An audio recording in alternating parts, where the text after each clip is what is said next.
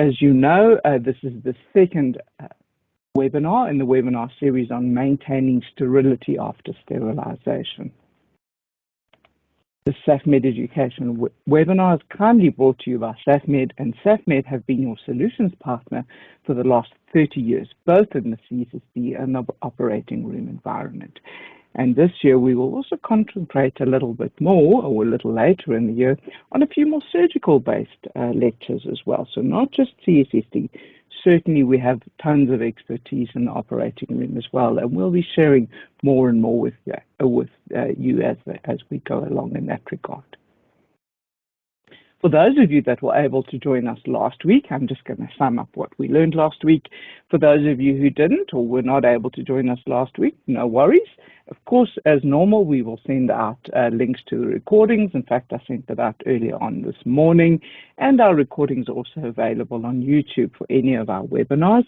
And if you ever would like to take post-webinar tests on anything you find on the YouTube channel, no problem.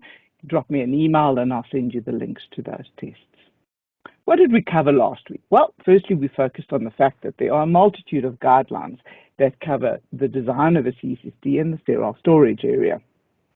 We also learned in great detail about the Department of Health South African Healthcare Facilities Guidelines, and they contain a huge amount of information on the design, the flow, the temperature, the humidity, and all of the important factors that need to be in place in our sterile storeroom areas, and that information is really important. Those guidelines also discuss types of shelving and how we should actually load our packs on those shelves. And this, of course, summarizing what we learned last week. We also spoke quite a lot about SOPs and the importance of incorporating stock rotation and correct handling of sterile packs in all of our CFSD SOPs.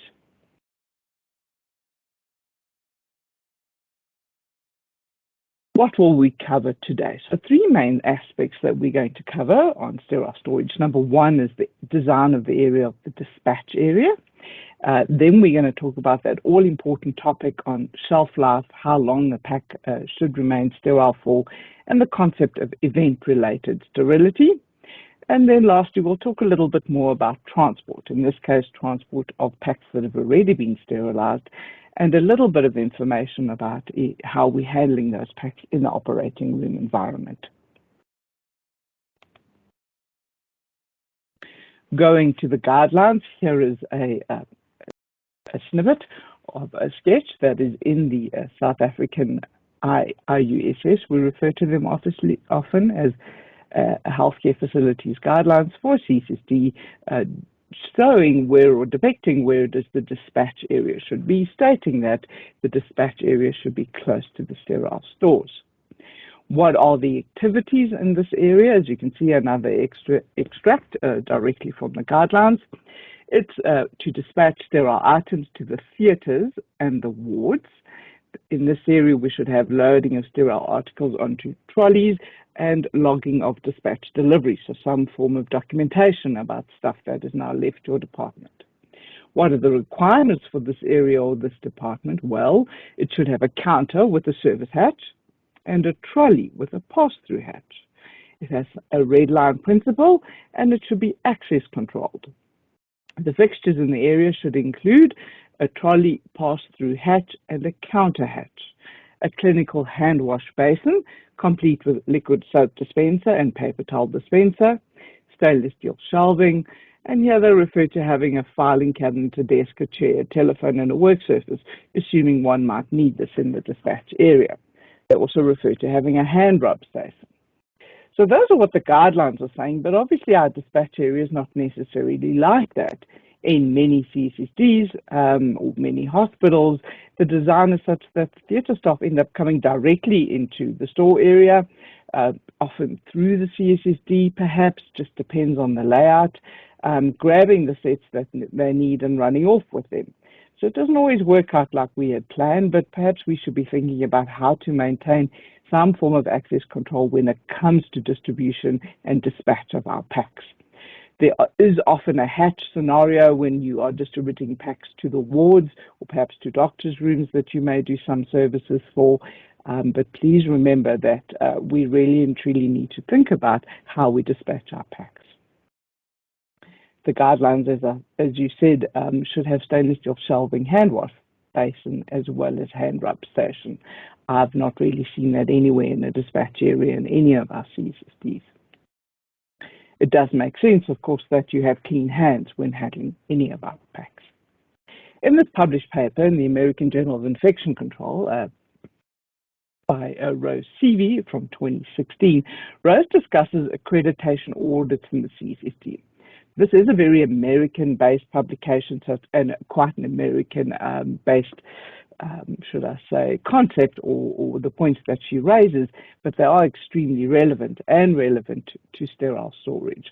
So we have accreditation in many countries, and in South Africa, of course, there's some forms of accreditation, including visits by the Department of Health or local or internal audits. And she, in this particular article, discusses how you're preparing for those audits. And a very important concept, of course, is that you need policies and procedures. She states, as you can see, that published guidelines and recommendations for sterile processing frequently change as research on reprocessing activities is conducted and evidence is collected.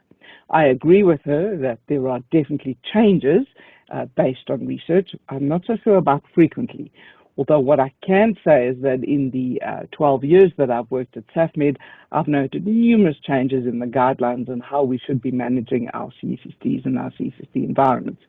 It's not to say that all hospitals have kept up with those changes, but there actually have been numerous changes, including, for example, these guidelines that I've been referring to for quite some time now. Important that we know about them. Point is, things do change, and we need to have our policies and procedures updated.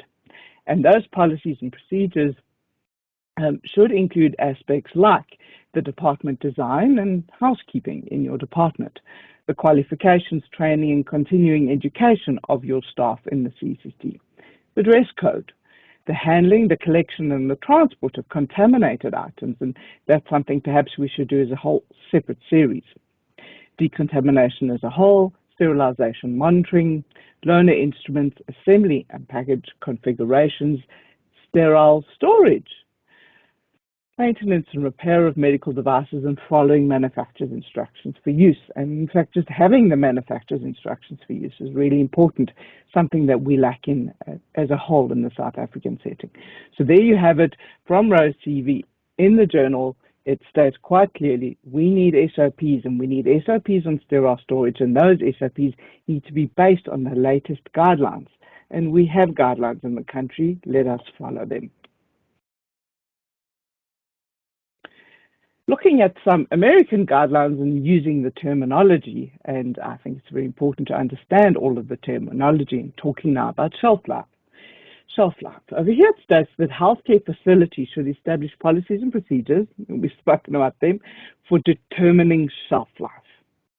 The shelf life of facility sterilized items, the items that we process, is event related and should be based on a number of factors, including the quality of the packaging material, the storage conditions, the methods and conditions of transport, and the amount of handling, and those conditions of handling.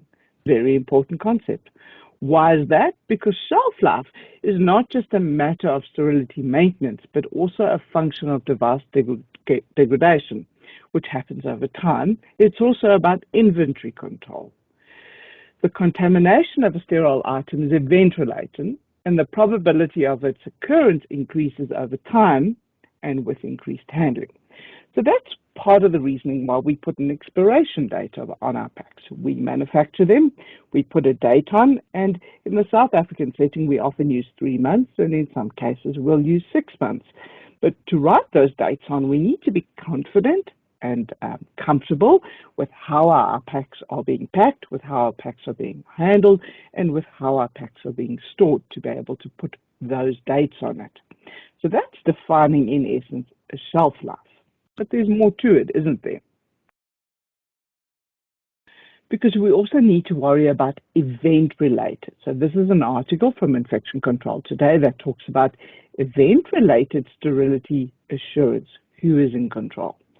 That's the title. So it goes on to define that event-related sterility insurance is an important part of any of us, for CFSD or the operating rooms, or anybody that distributes or transports sterile packages to wherever they're going that are being used on our patients.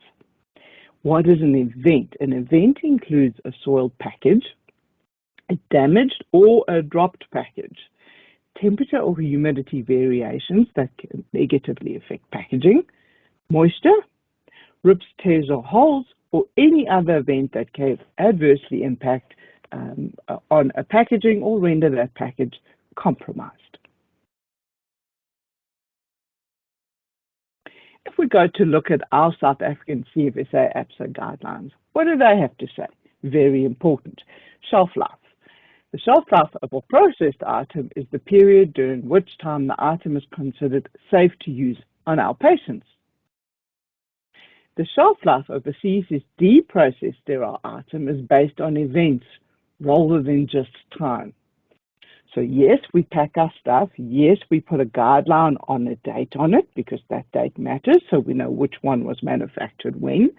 But it doesn't guarantee us that that particular pack will remain sterile within that date. We don't know that for a fact because it depends on how the packs were held. This shelf life applies to all commercially prepared items as well, especially those ones that say, of course, sterile unless opened or damaged. The date on the sterile package indicates the date that the item was sterilized or manufactured. Sterility is maintained as long as the integrity of the barrier properties in the seals are maintained. And that expiration date is a reminder for us to know what to use first or when to use the product before or by a specific date. The CFSA APPSA guidelines go on to say that shelf life is dependent on handling after sterilization, storage conditions, transport conditions, amount of handling. And the length of time an item is considered sterile depends on the type and configuration of packaging materials used. And that often talks to what are known as the Dutch point system, and that's something we can talk about separately. But the Dutch point system gives shelf life depending on the type of barrier system that you use. For example, an SMS material gets a longer shelf life than a septo bag because of the type of material that was used. If 2 layers were used, then it gives an even longer period of shelf life. The length of time of an item considered sterile depends on the type and configuration of packaging materials used, the number of times a pack is handled, the number of personnel who might have handled the packaging, open or closed storage, cleanliness, temperature, and humidity in the storeroom area. Again, those aspects we spoke about about the design of a CFSD matter because they influence the potential shelf life of all of our sterile stuff. We spend such amounts of time cleaning, inspecting, packing, sterilizing, autoclaving, making sure our autoclaves are working correctly, doing all of our quality assurance checks. It's so important that at the end of all of that, we put every effort in possible to maintain the shelf life to keep our packs sterile. The probability of contaminating or a contaminating event happening increases over time. And you can maintain a product shelf life by reducing exposure to direct sunlight, by reducing excessive temperature and humidity changes, and by reducing handling and transportation as much as possible. And if you think about it, the number of times we often handle a pack is phenomenal. We handle it when it comes out of the autoclave and we put it somewhere to cool, possibly. We then handle it again when we put it on some form of transport trolley to the sterile store area. We put it on the shelf in the sterile store. Somebody from theatre comes along, collects the packs and puts them on trolleys. Those trolleys are then pushed to the operating room. The packs are often then stored in an ante-room and packed up together in bundles for each case. Then they get taken off the shelf, put onto the trolley. Each one is handled again. If the case is cancelled or the case is delayed, those packs are then often put on a trolley again and then transported again to the sterile storeroom. And is that really correct? Had they been handled too many times? Should they not be going back to the dirty side of the CFSA and being reprocessed? We need to think about how we're handling our sterile packs. Events, of course, that we know, because we've been taught from the very first day how to inspect a sterile item before we open it for a dressing or for using on a patient under any circumstances. We will know to look for events that compromise sterility, and they, of course, will include holes or torn wrappers, any tapes or locks, for example, locks on the containers that have been tampered with or removed, any broken or incomplete seals on any of your pouches or your steri reels, items that have been dropped on a dirty surface, and items that have been exposed to blood, to bodily fluids, or any type of moisture. And these are things we need to look out for.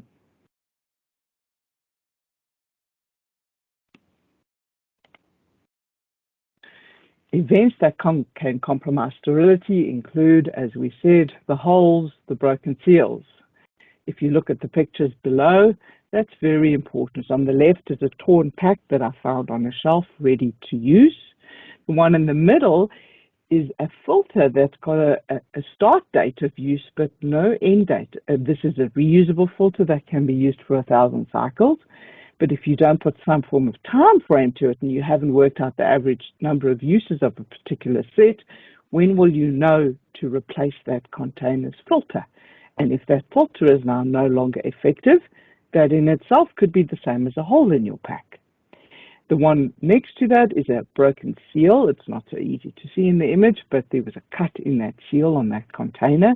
And the pack on the right was obviously exposed to moisture. The pack had subsequently dried, but this is what I found on a shelf ready to use.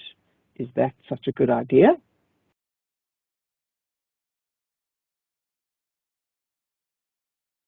Okay. We've discussed the design of the dispatch area. We've discussed a little bit more about event-related sterility, but what about transport and handling? And don't forget about what happens in the operating room. Again, in this article, event-related sterility assurance, who is in control is actually a very good question, because CFSA loses control of the packs once they get to the sterile storeroom often.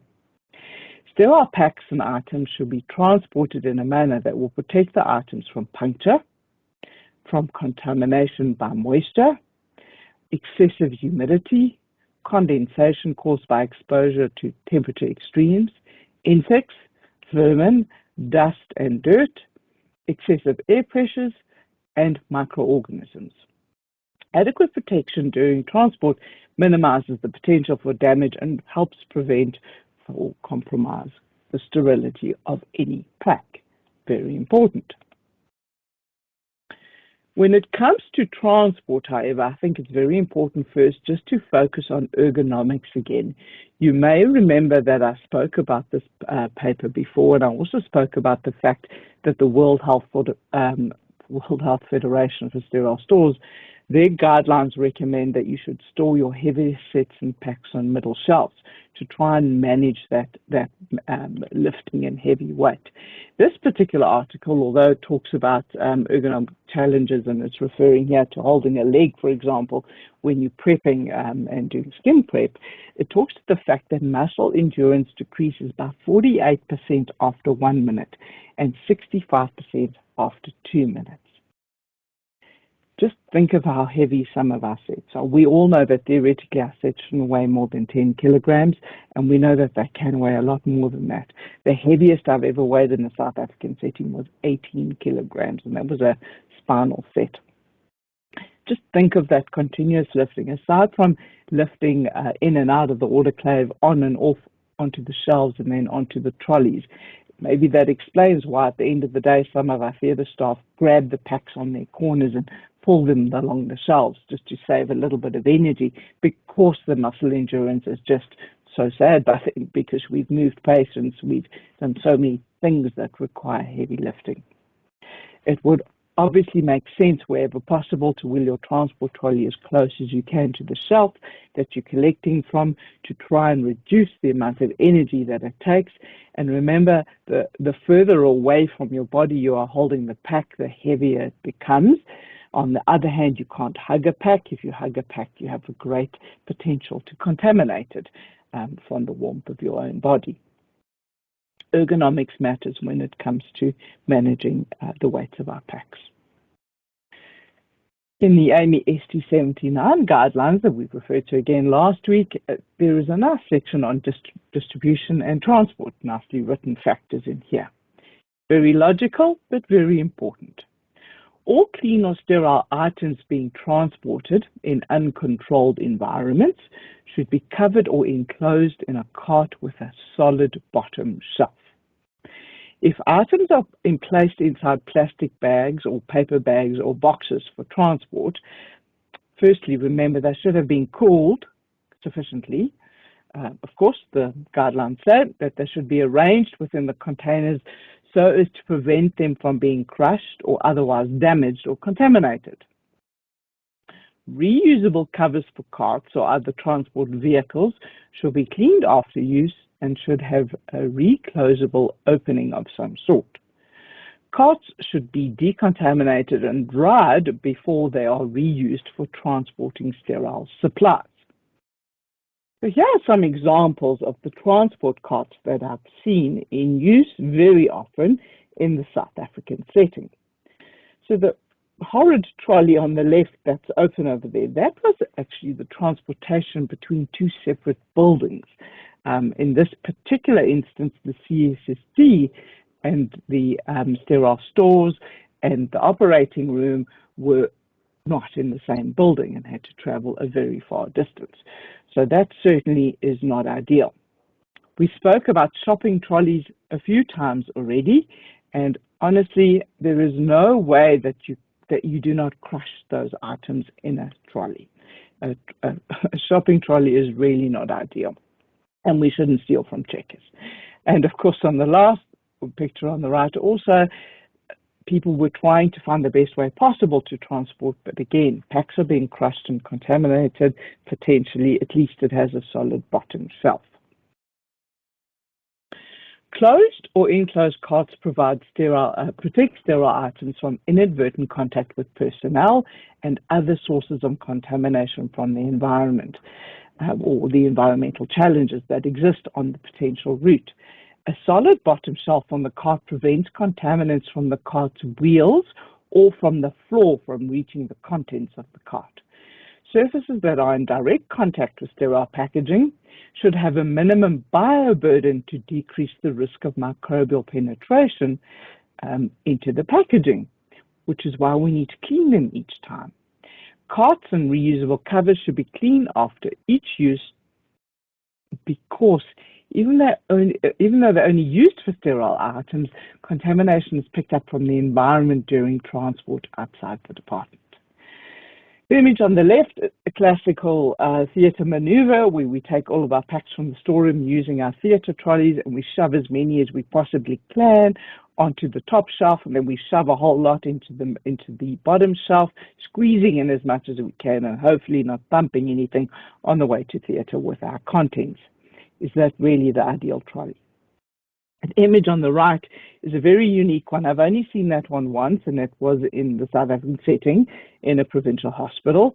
And what the staff were doing was they were, before the pack even went into the autoclave, using some form of twine or rope and tying it around the pack, putting it through the steam sterilizer like that. And then the reasoning for that rope or twine is to make it easier to grab it and carry it. So this is a scenario where the staff didn't have a lot of trolleys.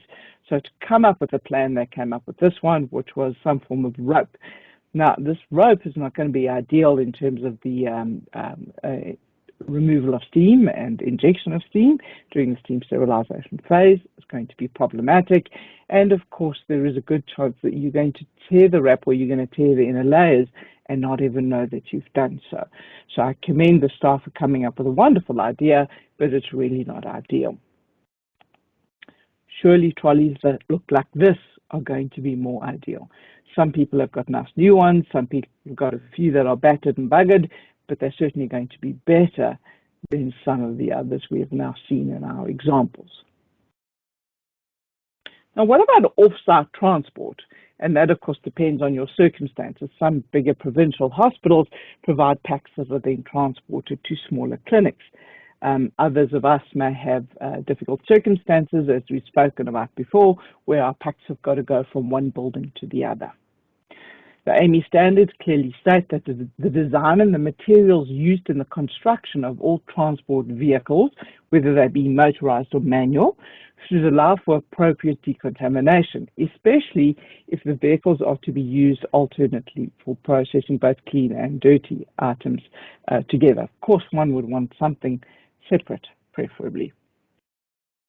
Vehicles used to transport sterile packs between healthcare facilities should provide for the complete separation of clean and dirty.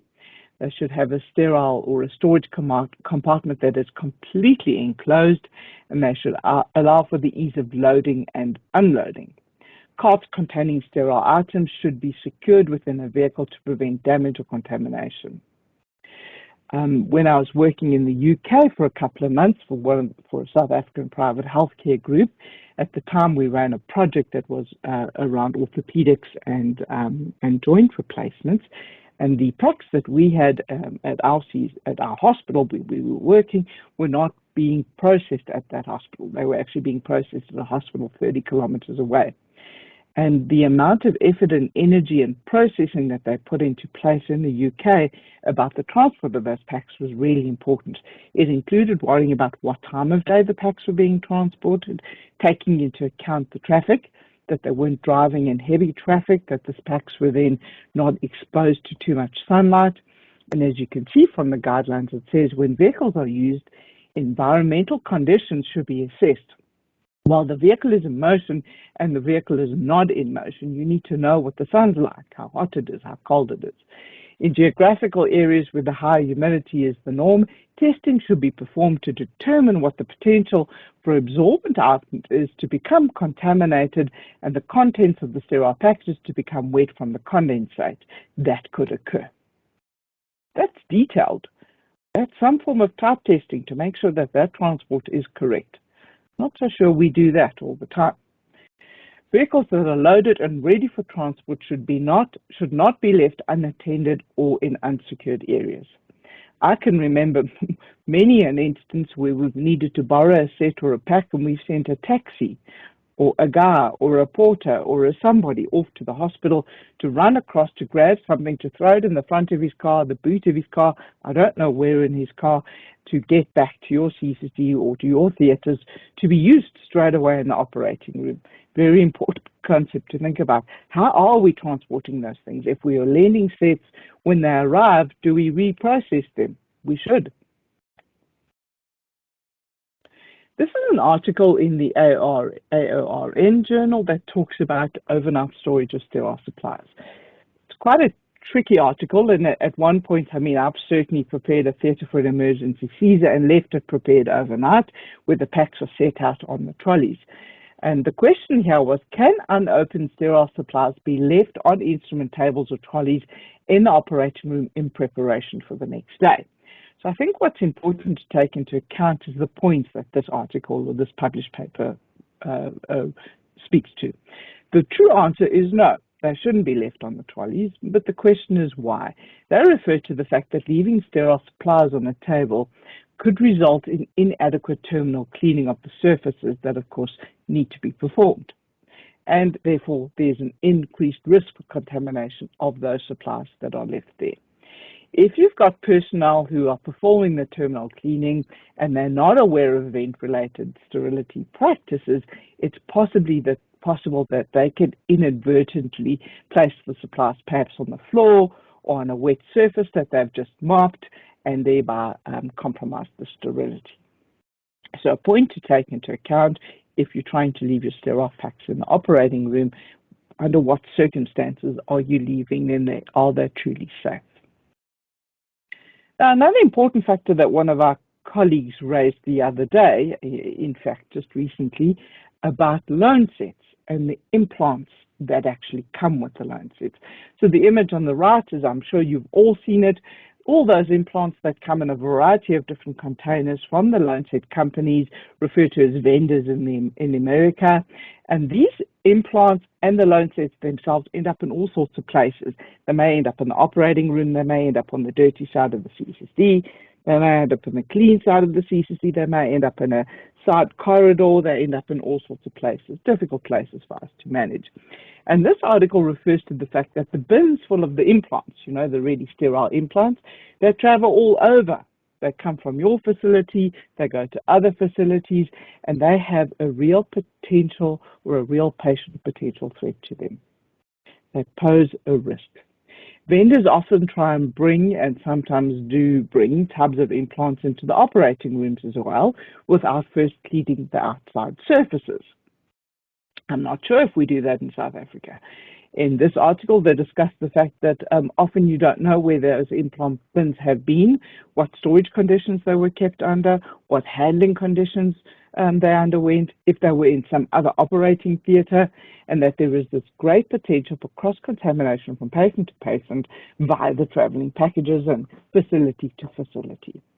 So are we cleaning those vendors' containers? Should we be cleaning it? It certainly seems like it. And where are they being stored? Are they being stored safely?